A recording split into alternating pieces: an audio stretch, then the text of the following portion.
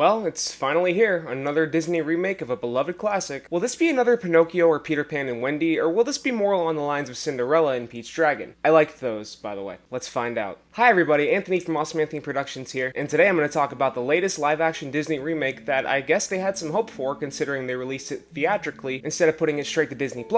The Little Mermaid. But before we get started, please leave a like and subscribe. I'm trying to hit 1,000 subscribers by the end of the year, and I can definitely do it with your help. Now let's get into it. Now just to address the elephant in the room, I could not care less about the controversy that has come with this movie. As far as I'm concerned, as long as it's a fictional story, cast whoever the hell you want in a role, as long as they're good and they deserve it. That being said, if you're going to go out of your way to purposely change a beloved classic, don't be surprised when you face backlash from both sides of the aisle. And definitely don't blame your fans for any criticism you receive. Okay, with that out of the way, let's really get into it. The main question I've been asking with every Disney remake is, does this movie justify its existence? The last two that I watched, Pinocchio and Peter Pan and Wendy, definitely did not. Here, please hit me as hard as you can. Does The Little Mermaid justify its existence? Well, not exactly, but it wasn't the complete dumpster fire I was expecting, especially after Peter Pan and Wendy. You're kidding. For all the pointless backlash about her skin color, Halle Berry does a really great job as Ariel. She has a great singing voice, she embodies the plucky, wide-eyed spirit of that character, and she does have plenty of moments to be heroic, which Bailey handles incredibly well.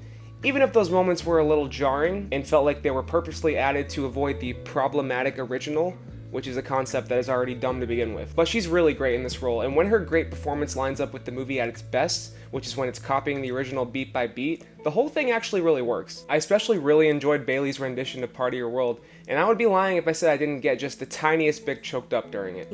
Are you crying? Actually, speaking of the cast, everyone does a great job here. Melissa McCarthy, though obviously not as emotive as the original character, really brings it with her performance as Ursula, nailing those musical numbers and giving us a performance that's not just Melissa McCarthy playing herself in blue makeup. Javier Bardem doesn't quite match the original intensity of the original King Triton character from the animated movie, but he does bring a fair amount of it, and the sympathetic edge that they show him in the film goes a lot deeper than what it did in the original. Daveed Diggs also does a fine job voicing Sebastian. She got legs, you idiot. And he does a pretty good job carrying Under the Sea and Kiss the Girl, which happen to be my two favorite scenes of the movie, Under the sea. outside of the stilted, horrifying animation of the CGI characters. I also thought Jacob Tremblay did a great job voicing Flounder, but that's not really a surprise, he's one of the most talented child actors out there. I was also surprised by Jonah Hauer-King as Eric. Even though they make him a damsel one too many times, he gets a lot of development for his character, and him and Halle Berry have fantastic chemistry. And he even gives some heroic moments, which I was very surprised to see. They didn't just turn him into another himbo, which I appreciated. Though I really didn't enjoy his new song at all, it kind of felt like a Shawn Mendes music video. And the biggest surprise of the cast was definitely Awkwafina as Scuttle. Got it. Sorry, what'd you say again? I'm a dead crab. I thought she brought the right energy to that dopey comedic sidekick. There's something different. Something about you seems different. But her song, my god, was it awful. I did not expect any rap in this movie, that's for sure. And when I realized it was happening, I let out a groan.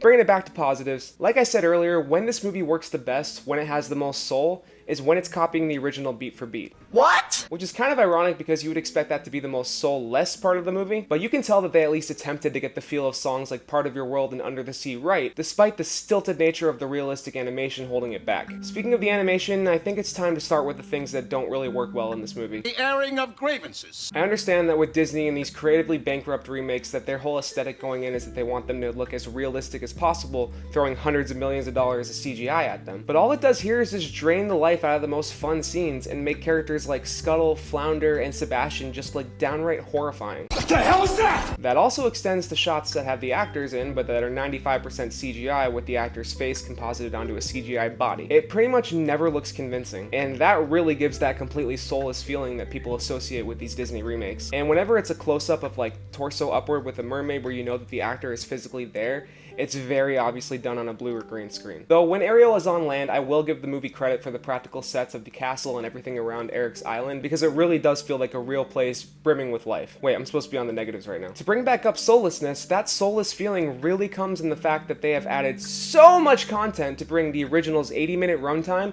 up to 2 hours and 15 minutes. Boy, you're really milking this thing for all it's worth.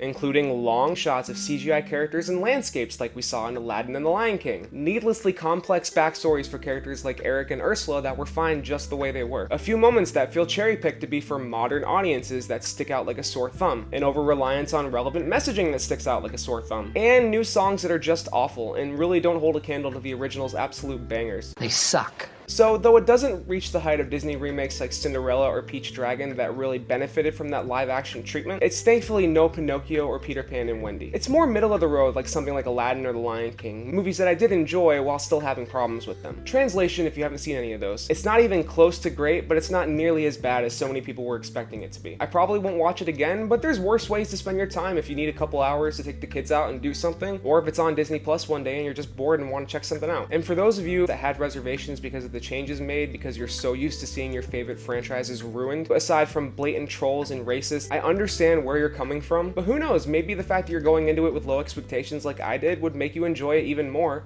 Like I did, though I am still against these remakes on principle. Disney really needs to get their shit together and start focusing on storytelling and magic again, not money and politics. And that's my review of The Little Mermaid. If you like this video, please leave a like, subscribe, and ring the bell so you never miss any of my new content. And if you want, you can tell me your thoughts in a comment below. You can also find the links to my socials in the description below, and while you're at it, you can click or tap these cards here to go to my review of Subspecies 5, or just over to my channel where you can check out my reviews, my shorts, and my old shit. Thanks for watching, everybody, and I will see you next time for my review of one of my most anticipated movies of the year, Spider-Man Across the Spider-Verse.